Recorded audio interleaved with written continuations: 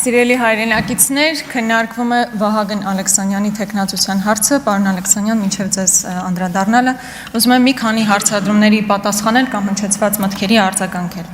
Նախ սկսեմ Հայ Կոնջորյանի երեկվա ամփոփիչ ելույթի սպառնալից տոնից։ Պարոն Կոնջորյան, իսկապես ես առաջարկում եմ ձեզ վերանայել այդ տոնը։ Իսկապես ձեզանից որևէ մեկը չի վախենում, հանգիստ եղեք, եւ բայց գիտեք, ձեր այդ ընդհանուր լարվածության մեջ ես հետեւյալը արձանագրեցի, որ եթե ձեր եղբայրը պարեկների ուղեկցությամբ գնում եւ սպառնում է մարդկանց, դուք էլ հնարավորինս փորձում եք դիստանցավորվել ձեր եղբոր գործողություններից, ինչը նորմալ է, դուք նրա համար պատասխանատվություն չեք կրում։ Բայց դուք գալիս եք այս ամբիոնից մի քիչ ավելի քաղաքակիրթ տարբերակով, այսպես փողկապով, սանրած մազերով, մի քիչ ոսկեղենիկ հայերով, բայց այդ նույն սպառնալիքներն եք հնչեցնում։ Վերանայեք ձեր վարքագիծը, սա նաև բարեկամաբար ենք հորդորում։ Հաջորդը, մի քանի անգամ այս հարցը հնչեցվեց կամ միտքը հնչեցվեց, կարծեմ, այս մեկը չեմ հիշում, բայց նախորդը վստահաբար Մարիա Կարապետյանն էր հնչեցրել, դե իրեն բնորոշ այսպես խորիմաստ դեմքի արտահայտությամբ եւ հայացքով, վատ առումով չեմ ասում, որ օրինակ Ծառուկյանի կամ Բարգավաճ Հայաստանը Քոչարյանի պրոյեկտն է։ Սովորաբար դուք ավելի շատ հանդես եք գալիս այսպես վերլուծական բանով, հա, վերլուծական հայացք ուղղելով ինչ որ իրադարձությունների, սա սովորական բամբասանք է։ Բայց մինչև հասնել այստեղ մեծ հարցադրումներ հնչեցնել, ձեր խմբակցությունում կա հարգարժան Սերգեյ Բագրատյանը։ Մինչև հասնեք այստեղ այսքան երկար տևի այդ հարցադրման հետևից գնալու ձեր ճանապարհը, պարոն Բագրատյանի մոտեցեք, ինքը ամենայն մանրամասնությամբ եւ խորությամբ կարձագանքի դա նախագահ Քոչարյանի պրոյեկտն է, թե չէ, ինչը բնականաբար այդպես չի, բայց թե ինչու են ձեր գործընկերներն այդպես պնդում, որևէ մեկը չգիտի։ Բայց թե ինչու ենք մենք խոսում Ծառուկյանի մասին, նրա բիզնեսների խլման մասին, շատ պարզ պատճառով, որովհետև նախ եւ առաջ դուք գողացել եք մեր հայրենակիցների 60,000 ձայնը, ոտատակ եք տվել, անարգել եք մարդկանց ազատ քվեն, նախ եւ առաջ դա ենք մատնանշում եւ երկրորդը իհարկե ձեր գործողությունները մասնավոր իրավունքի ոտնահարում է, ինչը չի կարող ազդել մեր միջազգային վարկի վրա։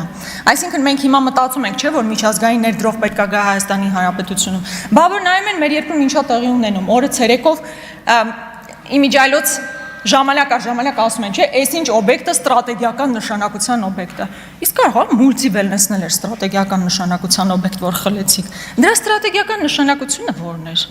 Բիզնես էր, խլեցիք ուղղակի այդ բիզնեսը։ Այո, եւ մենք դա պետքա բարձրաձայնենք, որովհետեւ դա ոչ միայն Ծառուկյանի նկատմամբ իրականացված ապօրինի գործողություններ են, դա Հայաստանի Հանրապետության միջազգային հեղինակության հարցն է եւ հետագա ներդրումներ ներգրավելու լուրջ սպառնալիք։ Այստեղ պատգամավորներ կան, որ ես առաջարկում եմ ի վերջո գիտակցեն, թե այս ամբիոնը ինչպիսի կարևորություն ունի եւ չկարծեն, թե ֆեյքերի պոակի կամ ֆեյքային ինչ-որ ինդուստրիայի մաս են կազմում, գնահատեն այս ամբիոնը, հարգանքով մոտենան այս ամբիոնին։ Չգիտեմ ով ասեց, որ Հայաստանում չկան քաղբանտարկյալներ, իհարկե այս նախադասությունը արդեն բավականին զավեշտ է առաջացնում, Արտուր Սարգսյանը քաղաքական բանտարկյալ է։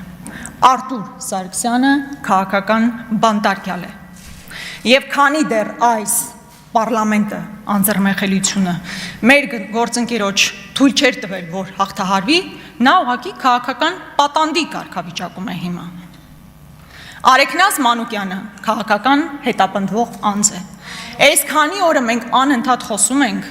եւ հատկապես ԿՊ-ական կանանց ես մի անգամ առաջ ունեցա դիմելու։ Դուք այդպես էլ որևէ կերպ չարձագանքեցիք, արդյոք պատրաստ եք քայլեր ձեռնարկել, որպեսզի Արեգնաս Մանուկյանը կարողանա հանդիպել իր դստերը, անչափահաս դստերը։ Խնդիրն ինչու՞մն է, որ չեք արձագանքում։ Այսպես տեսական ինչ-որ խնդիրների մասին, կանանց իրավունքների մասին խոսելը հեշտ է, իսկ կոնկրետ օրինակների վրա խոսելը դժվար է, եկեք խոսեք։ Բայց քանի որ այստեղ հիմնականում նաև հայրենիքի թեման էր արծածում, պարոն Ալեքսանյան, ես ուզում եմ իսկապես գալ ձեր խոսքի այն հատվածից, կարծում եմ ֆունդամենտալ հարց է այստեղ։ Ինչ էր ասում պարոն Ալեքսանյանը իր խոսքի մի մասում, բառացի չեմ մեջբերի, ընդհանուր բովանդակությունը կասեմ։ Ասում է նախորդ խորհրդարանը աննախադեպ է այն տրամաբանությամբ, որ մենք ի վերջո հասկացանք, թե որն է մեր հայրենիքը։ Նման իմաստը բովանդակության առումով դա էր։ Նախորդ խորհրդարանը մեր անկախ պատմության ամենավատ խորհրդարանն էր, ամենախայտառակը, ոչ միայն այսպես միջանձնային հարաբերությունների տեսանկյունից, այլ որովհետև այդ ժամանակահատվածում մենք կորցրել ենք մեր հայրենիքի մի մասը։ Եվ մեր եւ ձեր ամենամեծ տարբերությունն այն է, որ մենք համարում ենք Արցախի կորուստը պատմական ողբերգություն եւ կորուստ, դուք գնահատում եք արժեք, որ ձևավորվել է Հայաստանի Հանրապետություն։ Այսինքն մենք մեր ֆունդամենտալ տարբերությունը, հատկապես մեր հայացքը նախորդ խորհրդարանին դա է, որ մենք հայրենիք ենք կորցրել եւ դա մեզ համար ցավ, ողբերգություն, կորուստ է, իսկ ձեզ համար ձեռքբերում։ Մեր ամենամեծ տարբերությունը դա է։ Բայց առհասարակ ինչ է հայրենիքը, AI-ով էլ գրելու կարիք չկա, նույն սովորական հին ու բարի Վիքիպեդիան բացում ես, ինչ է հայրենիքը, տարածք, որտեղ որևէ ժողովուրդ կամ էթնիկ խումբ ապրում է, կերտելով իր պատմությունը, կենցաղը, վարք ու բարքը, փոխելով իր սերունդը, սերունդներին է ժառանգում իր քաղաքակրթության արժեքները, կարծում եմ բոլորի համար է հասկանալիս է։ Օրինակ Արեգահ Հովսեփյանը ծնվել եւ մեծացել է Արցախում։ Պարոն Եղոյան, ինչ եք ուզում առաջարկենք, որ Արեգահ Հովսեփյանը չկարողանա ասի, որ Արցախը իր հայրենիքն է։ Լևոն Քոչարյանը ծնվել է Արցախում, ինքը չի կարող ասել։ Իմ մի